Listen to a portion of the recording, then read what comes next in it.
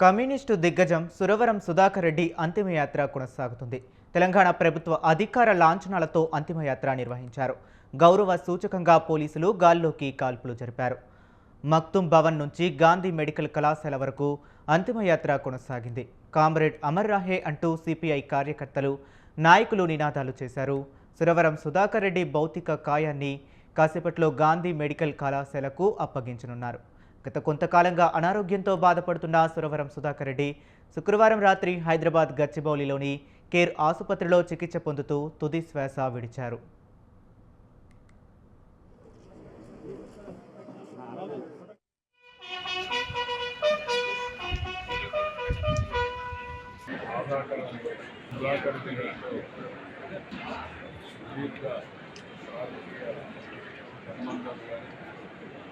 కలిసి పోరాటాలు ఈ రాష్ట్రం నుంచి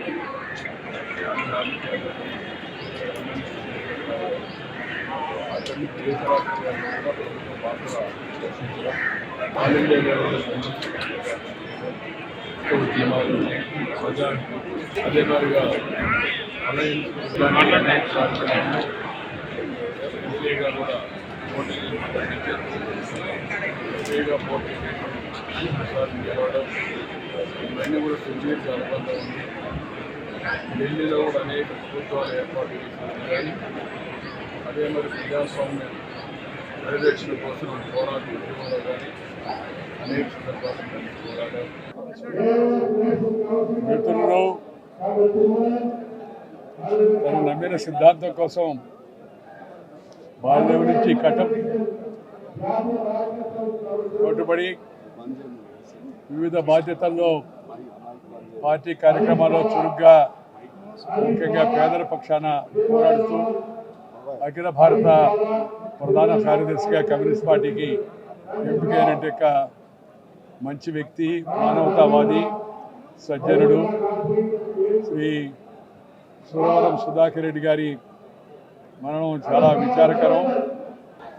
సురవరం సుధాకర్ రెడ్డి గారు మరణం చాలా దిగ్భ్రాంతిని కలిగింది. సురవరం సుధాకర్ రెడ్డి గారు గొప్ప నాయకుడు, జాతీయ స్థాయికి ఎదిగినటువంటి తెలుగు నాయకుడు. వారు అనేక సమస్యల పట్ల అవగాహన నాయకుడు. ఆయన నిస్వార్థమైన భావంతో నమ్ముకున్నటువంటి సిద్ధాంతంలో ఏ రోజు కూడా కించిత్తు మాత్రం కూడా తగ్గకుండా నిలబడినటువంటి నాయకుడు. श्रद्धांजलि व्यक्त करती हूँ और ये कहते वक्त इस बात का गौरव भी महसूस होता है कि एक कॉमरेड ने किस तरह का क्रांतिकारी जीवन जिया, वो क्रांति के लिए जिए और आज जब रुखसत भी हुए हैं तो उन्होंने प्रचलित मान्यताओं से अलग हटकर अपने देहदान का महान संकल्प किया। ये हम सबको एक रास्ता दिखाता है कि सार्वजनिक जीवन में वैचारिक मतभिन्नता होने के बावजूद कितनी शुचिता के साथ, कितनी गरिमा के साथ एक जीवन जिया जा सकता है और पूरा जीवन क्रांति को समर्पित किया जा सकता है। मैं इतना ही कहूँगी कि उनके परिवार को इस मौके पर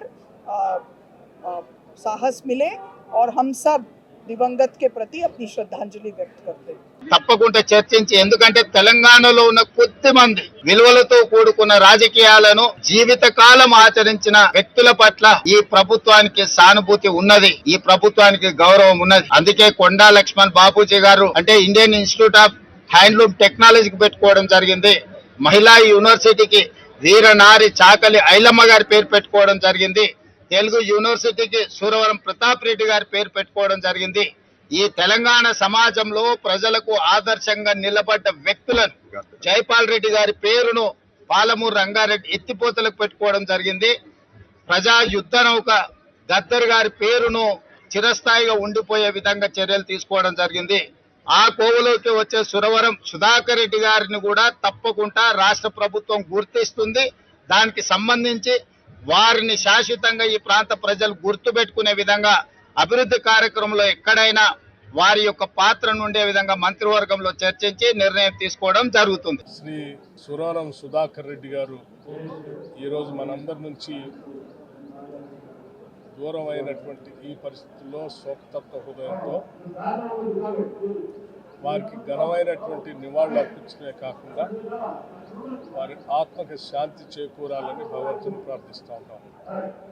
అట్లాగే వారు విద్యార్థి దశ నుంచి ఏఎస్ఎఫ్ఐ నాయకుడిగా మొదలుపెట్టినటువంటి రాజకీయ జీవితం ఈ దేశంలోనే సిపిఐ పార్టీకి కార్యదర్శిగా 2 సార్లు పనిచేసే స్థాయికి ఎదగటం అంటే ఎంతో నిబద్ధత, ఎంతో క్రమశిక్షణ, ఎంతో పట్టుదల, వారు నమ్మిన సిద్ధాంతానికి చివరి వరకు కట్టుబడి పనిచేయటం వల్లనే అది సాధ్యమైంది తప్ప అది మామూలు విషయం కాదు.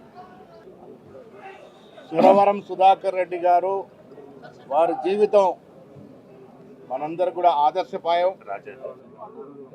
నిజాయితీగా నిస్వార్థంగా వారి జీవిత కాలం అంతా కూడా కమ్యూనిస్ట్ పార్టీలో ఉండి పేద ప్రజల కోసం అంకితం చేసిన మహానాయకుడు. ఇటీవల మక్తుంబో ఇనాగరేషన్లో వారితో కలిసి మాట్లాడడం జరిగింది. ఆ వయసులో కూడా వారు నిరంతరం కమ్యూనిస్టు పార్టీ భావాల కొరకు బీద ప్రజాని కోసం తప్పించినటువంటి మహనీయుడు. వారి ఆత్మకు శాంతి చేకూర్చాలని, వారి యొక్క జీవన శైలి, వారి జీవిత విధానం అంతా కూడా మాకు ఎప్పటికీ మార్గదర్శకంగా ఉంటుంది.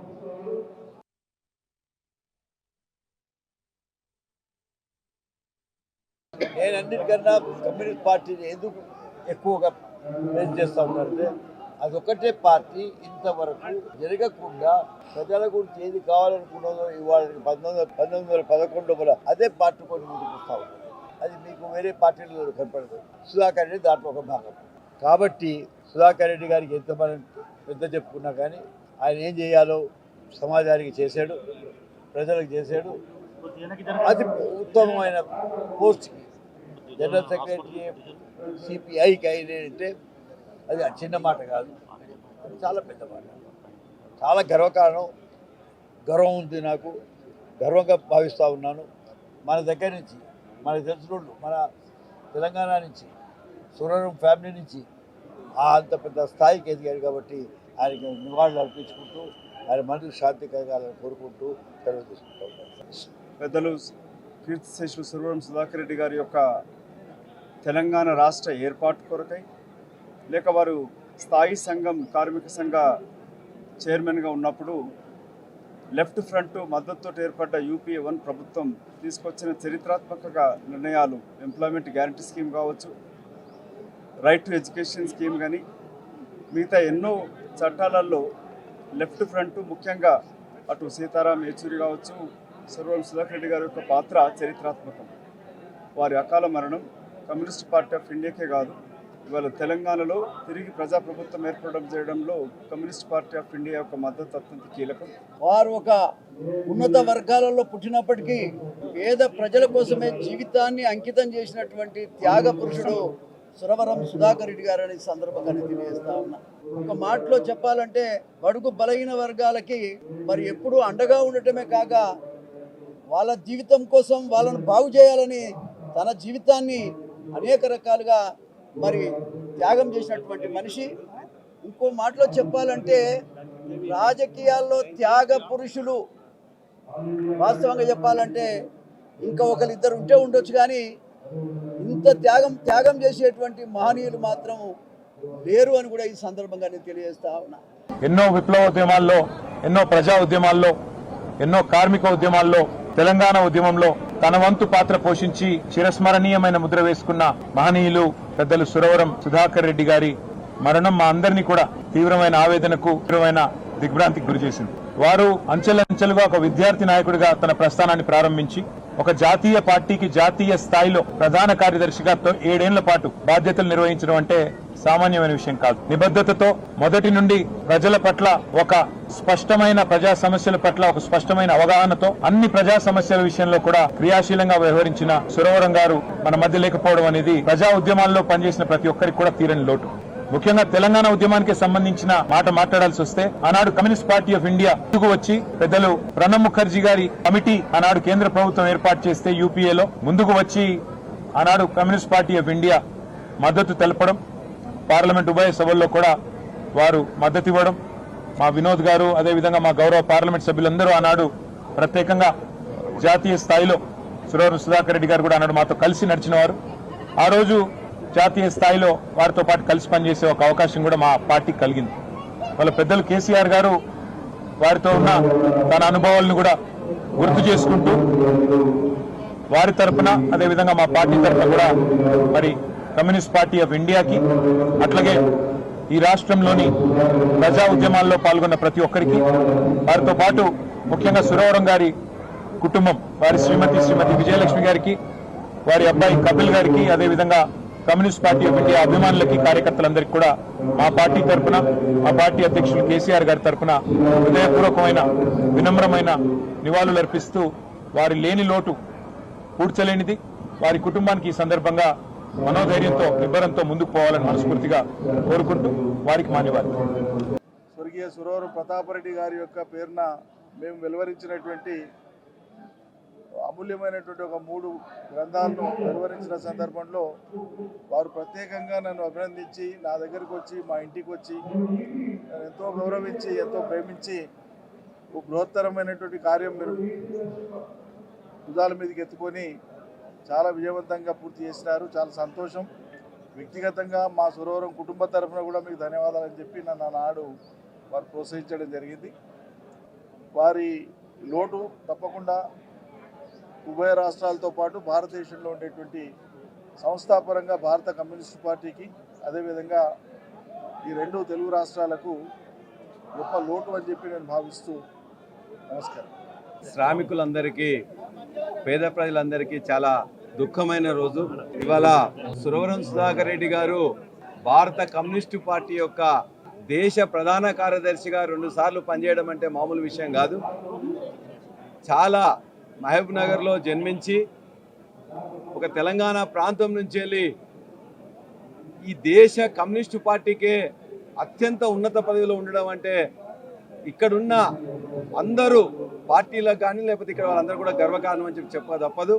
సుధాకర్ రెడ్డి గారు, కీర్తిశేషులు వైఎస్ రాజశేఖర రెడ్డి గారు, మా మిత్రుడు డాక్టర్ కె నారాయణ గారు, వారు చాలా సన్నిహితంగా ఉండేవారు. రాజకీయాల్లో ఒక్కొక్కసారి కొన్ని పరిస్థితుల్లో విభేదించాల్సి వచ్చినా, సిద్ధాంతపరమైన తేడాలు వచ్చినా రాజశేఖర రెడ్డి గారు, సుధాకర్ రెడ్డి గారు పరస్పరం చాలా గౌరవంగా 2 పార్టీల మధ్య అభిప్రాయ భేదాలు ఉన్నా అవి ద్వేషాలుగా మార్చుకోకుండా ఉండటంలో వారు విశిష్టమైన పాత్రను వహించడమే కాక ఒక ఆదర్శప్రాయమైన ప్రజాప్రభుత్వం ఎలా ఉండాలి అనేది వారు మనకు చూపించారు. During this period, EIYF, EISF have emerged as nationwide fighting organizations. He took over as party leader in the United Andhra Pradesh. Then he was asked to come to National Center in order to lead the party. In all capacities, he served the party and the country with great commitment. He was a great communist, having great